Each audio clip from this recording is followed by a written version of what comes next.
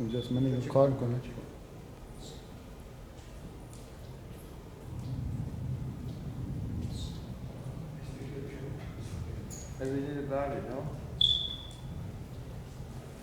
صح وما هذا بينه وشنش اونجا خاموشه give me a second واسه بلدی روشن کنی نه میگن بلدی روشن کنی؟ دیگه نیست بخواد معلومه ها بودی روشنش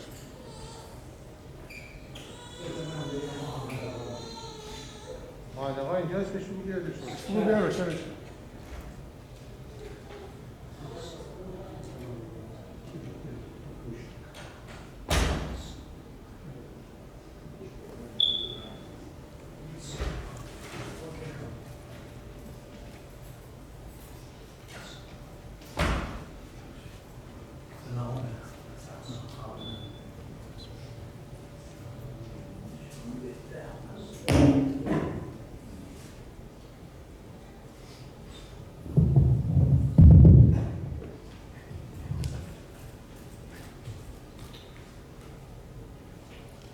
صلوات اللهم صل على محمد وآل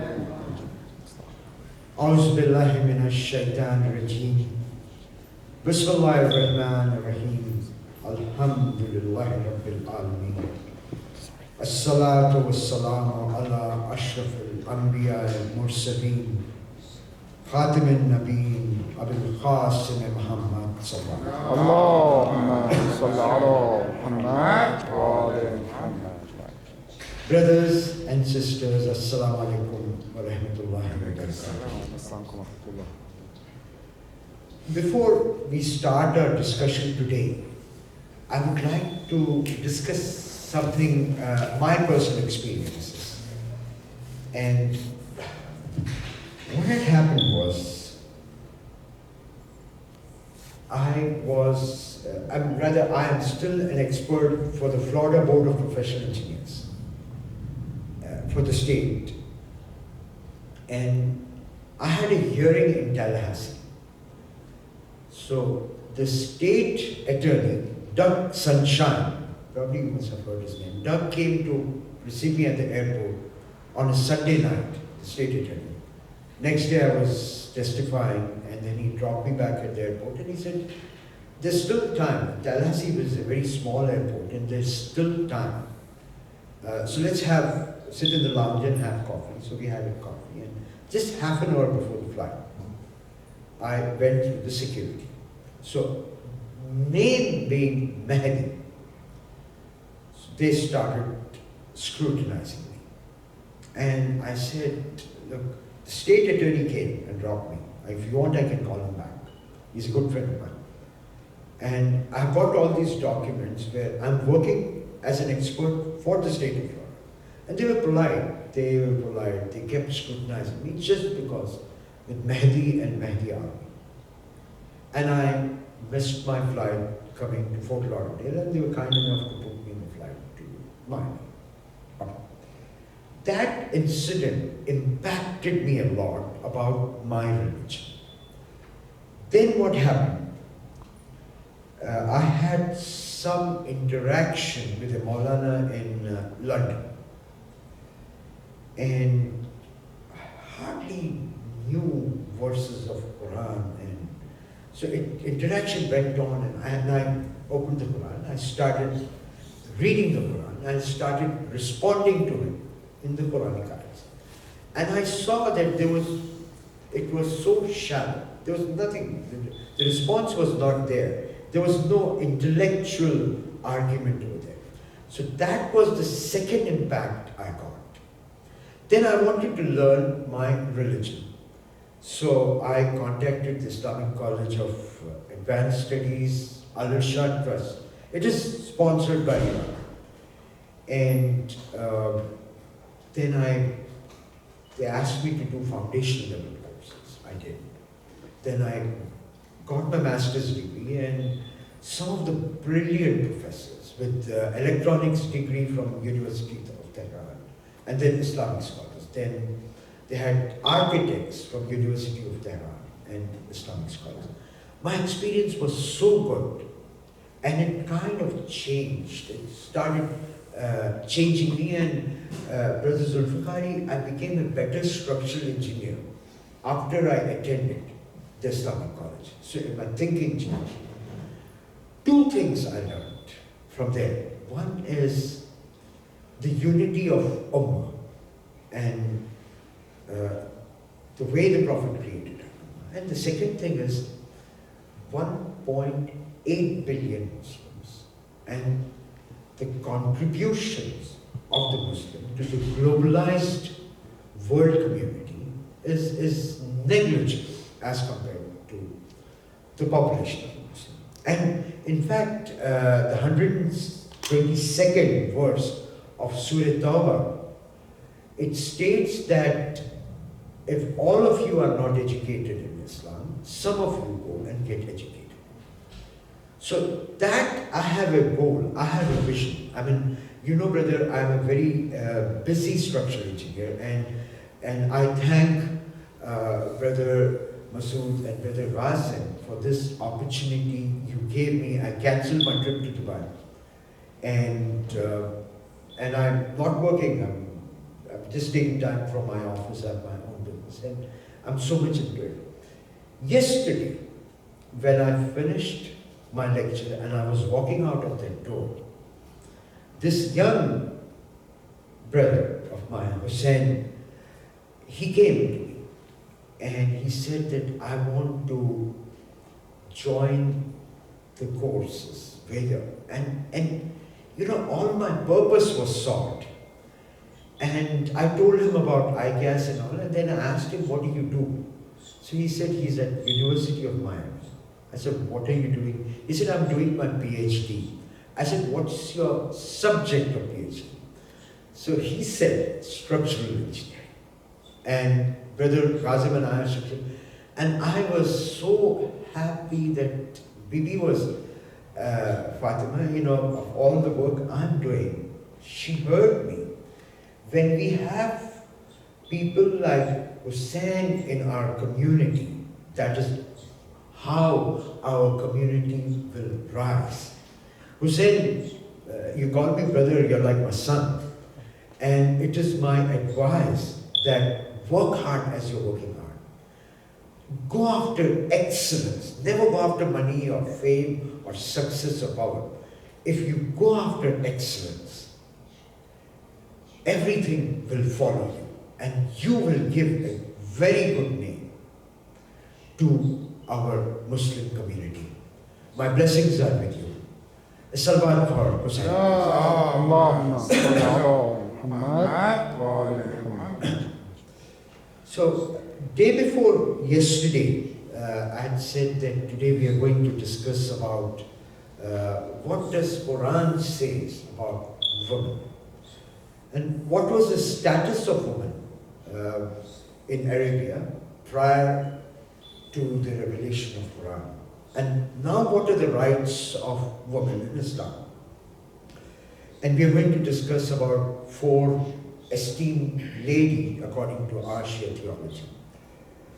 And the status, we have been talking about the Arab culture and inequity over there, and we have spoken about women not having any rights in that culture. And the 58th verse of Surah Nahl, it describes it so accurately how that culture was. The surah, the verse says that when a father was given the news of the birth of a female child, his face used to darken and he used to choke with anguish. So look at the reaction a father used to give. Look at the reaction a father used to give when a baby girl was born to him. And it was all because of the culture that was practiced in Arabia. It was a warring culture, vindictive culture. And I was telling, I used the term vindictive and counter-vindictive. You attack, then I attack, and then you attack. Revenge after revenge. So women were seen as a liability. Burying alive baby girls is there in the Quran. We are going to discuss that verse, and also in Islamic literature. And it was sometimes it was done due to poverty, and sometimes due to the father's honor, because the tribes were so barbarous that they used to attack and they used to take their women. So it used to be dishonor for the tribe. So fathers used to bury their children alive. And the verse 8 and 9 of the Surah Takween, it states that on that day, when that baby girl would be asked what sin you committed that you were buried alive. Because Allah is just, and Allah is going to ask that, what sin did you commit that you were buried alive? And then baby will be informed that you have been wronged, and she will have an opportunity to demand justice from the oppressor and be vindicated, whether it's a father burying a child alive. So what happened when this verse was revealed and people started embracing Islam? So all those former idolaters, they felt so embarrassed and so ashamed of their actions that they started experiencing so much of sadness and about what they had done to their infant daughters. And this was the impact that Quran made on that culture. This was the impact that Islam made on that culture. And this was the revolution, what the Prophet had brought on that culture. Remember, we have discussed it was a very short time, 23 years. I mean, that kind of revolution is not possible. It changed the course of this world history. And one of the hadiths says that whosoever, it's all for the fathers who are sitting here, whosoever love their daughters, those daughters are going to come and protect the fathers from the fire of the hell. The Prophet had said that.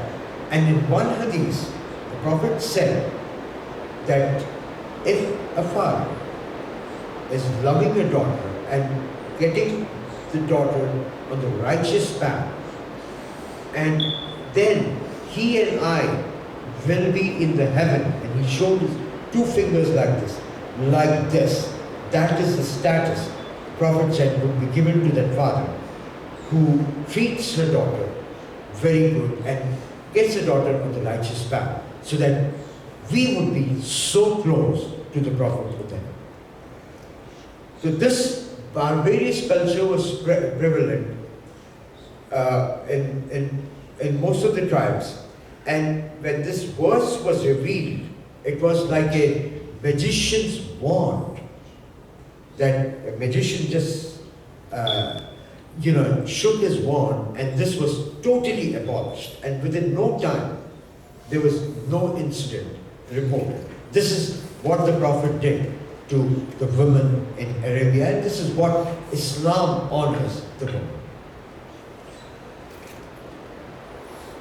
Verses have been delivered because of the culture.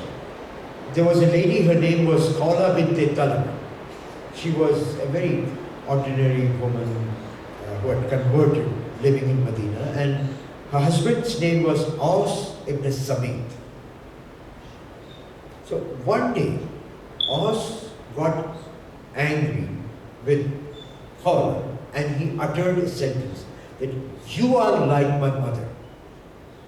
Now that was a culture, that you are like my mother. And this was called zihar. It was very prevalent in the Arab culture.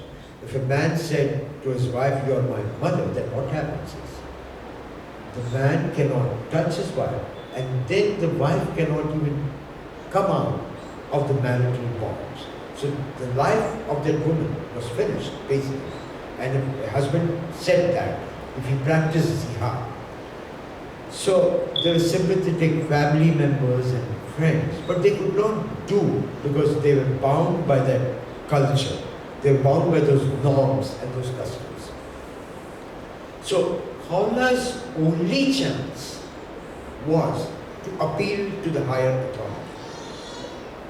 And she prayed to Allah subhanahu wa ta'ala many times. And Allah says, you do the dua and I will give you. Here's an example. And it was a different kind of an intervention from Allah subhanahu wa ta'ala. And that is why prophets and messengers were sent. So she went to the Prophet and she complained to the Prophet. But the Prophet said, I do not have any rulings about this custom and I cannot help you. Now, I have discussed that, I have read this book, Ethico-Religious Concepts in the Quran, written by a Japanese Islamic author, Toshihiko Aizutsu. So what the scholar says is the Quran has been revealed in the Arab culture, in the Arab language, according to the Arab practices. And this is an example. And we have also discussed, and inshallah in the lecture day after tomorrow, we are going to discuss about createdness and uncreatedness of the Quran. So the Quran, the verses were revealed. The Prophet was not given the book, look, take this and practice it. The verses were revealed according to the circumstances. So Khawla did not lose hope. He kept praying to Allah subhanahu wa ta'ala. He kept going to the Prophet. And finally Allah heard her words. So verses 1 and 2 of Surah Mujadila were revealed. And wherein Allah said, Allah criticized the custom, and He said, the man who says or who practices zihar, his mother is the woman who gave birth to him, and nobody can become his mother. And these utterings of zihar are false. And Allah asked those people to ask for forgiveness from the woman who had done zihar. And that's how Khawla was, the marriage was reinstated and zihar was abolished at that time. So this story, Khawla's story, indicates that the Prophet was deeply involved in the social culture of Arabia. The Prophet, like we have discussed before, the Prophet did not come just to guide us in the prayers or just to show us the spirituality. It was a cultural, it was a social revolution, and like we discussed yesterday in Surah Mu'an, that even Allah says your prayers, who do your prayers? If you are not taking care of the needy, if you are not taking care of your brothers, if you are not taking care of your kinship.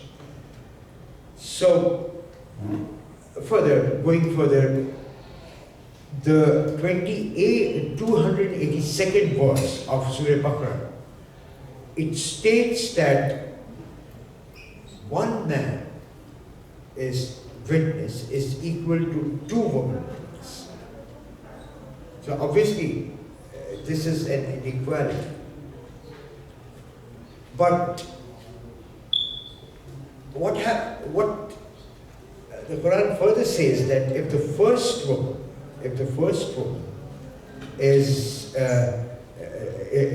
does an error, so the second woman can back up. So that means then the second woman is coming equal to the man. And this is only for business transactions. Because in those days, women were not involved in business transactions except for Bibi Khadija, who was a businesswoman. Otherwise, women were not involved in transaction. Women did not even have any rights. So at least it was a beginning that women were involved in the legal process. And that's what Quran was leading the Arab culture towards. Now, those were those periods, but we are 1400 years away from that now. And Quran was not a book for that time. Quran was a book for the entire universe, for all time. So I think these things are now, because women are armed, women are practicing, women are professional, women are, politicians, women take part in everything, and I think this ruling, in my opinion, it doesn't hold good. So, as time changes, we have to think and try to revise these kind of, Quranic injunctions in our Sharia. Then also shares, inheritance. 11th verse of Surah Nisa says that two man share and one woman share. So, in any inheritance, there are two shares for a man and one share for a woman. And the Prophet and the Ahl Bayt they have explained this injunction of the Quran. They say that man is supposed to give to woman. Imam Raza had said that man is supposed to give to woman, and man is totally responsible for the household. What if a woman is working, if a woman is earning, or if a woman is inheriting wealth from her parents or some source, the woman is not liable to spend in the house. But again, like I told you, things have changed. It has become a modernized world, and there are places where women's contribution is equal or more, and I think the inheritance should be proportional. And I can give you my example. My father passed away about a couple of years back, and my sister, who is in Bahrain, she takes care of my father and my sister, and we have two brothers and one sister. So when it came to the inheritance, I had sent a notarized letter to my father that I do not have any rights in the property because my sister is the one who is doing everything for you. So I don't know about my brother, but as far as I'm concerned, what all you think my share is, it belongs to her. It was not fair because she was doing everything for my parents. She was doing everything for my parents. She was taking care of them. She was calling them to Bahrain. If they were sick, she used to fly to India. And it was totally unfair for me to have a share in their property. So I denied, I gave it to, and my father was very happy about it because my parents realized that my sister does a lot for them.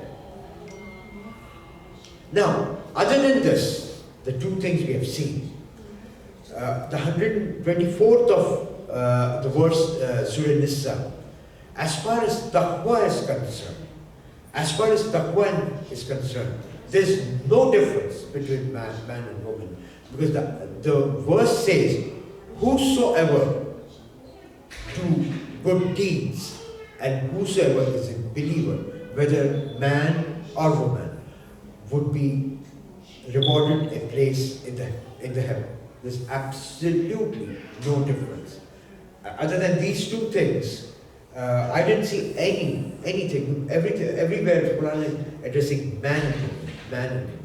And that is the equal social status Quran gave to the Arabic culture. Now, names of several women have been there in the Quran, like Eve. Actually, actual name wasn't there. Eve. Musa is mentioned. The wife of Pharaoh, Asiya. Name is not there, Asiya. Wife of Pharaoh. Wife of Musa. And daughter of Fatima. Wives of the Prophet. Daughter of the Prophet. Wives of the Prophet. queen of Sheba, daughter of Prophet Lut, wife of Prophet Ibrahim, and wife of Prophet Ibrahim. And the only name is mentioned is Maryam. Otherwise, these women are mentioned in the Quran. But according to our Shia theology, we give importance to 4 women, the utmost importance.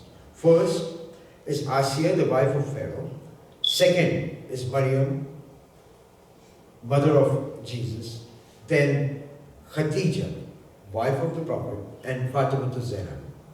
Now, Lady Khadija was the first person to become a Muslim. She gave up all her wealth for the cause of Islam. The Prophet never respected or loved any of his wives as he did to Lady Khadija. And the Prophet never married, never had a second wife as long as she was alive. And the year she died was the same year when the Prophet's beloved uncle, Abi Talib, had died, and the Prophet had called it sad phase of his life. And then the Lady of Jannah, Fatima Zahra, according to Bukhari, it is narrated that the Prophet addressed her as the chief of the believing woman. Fatima Zahra was the chief of the believing woman. And it is recorded in Sahih Muslim that Prophet loved his daughter Fatima Zahra the most. And he had stated that whoever hurts Fatima hurts me, and whoever hurts me hurts Allah. And we are going to use this in our 10th lecture, so please remember that. Now, today, we are sitting here, we are mourning our Imam, we are reflecting about what is required of us as Muslims. And the lady responsible for spreading that message of the martyrdom of Imam was Zainab, the daughter of Ali, the daughter of Fatima. Her contribution to Islam is the victory of truth. When Saddam Hussein killed Ayatollah Bahar's son, he also killed his sister, Amina Sadr, because that lady was an intellect, she was an Islamic scholar, and she stood up for the rights of the Muslim woman in Iraq. And after torturing her and killing her, Saddam said, I'm not going to commit that mistake which Yazid had committed by sparing Zainab. And look how she changed it. When Zainab was born, the Imam was 3 years old. And in excitement, he rushed to his father, Imam Ali ibn Abi Talib, and informed him, I have a baby sister. Tears started coming from Imam's eyes. And little Imam Hussein was very puzzled. He asked him, why are you crying when I've got a new sister? Imam said that you would be killed and your sister would be paraded in the lanes of Kufa without a hijab. Someone from the Prophet's family. The Imam said that she will be the protector of your family. Her mother Fatima Zahra could see the intense love Zainab had for Hussein. And when the time for journey from Medina to Kufa came, Zainab went to her husband Jafar and said, I need your permission to go with my brother Hussein because I have never been separated from him. Jafar allowed his wife to go. Time came, the martyrdom started, one by one, one by one. everybody started getting martyred. Zainab called Hussein to her camp and she said, listen brother, women are not allowed to go and fight in the battlefield. Otherwise, I would have been the first person to go and sacrifice for you. But take these two sons of mine, Aun and Muhammad, so that they represent me in that battlefield. Both Aun and Muhammad were massacred. Imam and Hazrat Abbas got the bodies to the camp, and Zainab went inside her camp. She did not even want to show her face to the Imam. She did not cry out. She did not. That was her character, that she did not want her brother to be saddened more to see his sisters losing her two sons. Zainab just thanked Allah for having accepted her sacrifice for the cause of her grandfather's religion. So, اللهم صل على محمد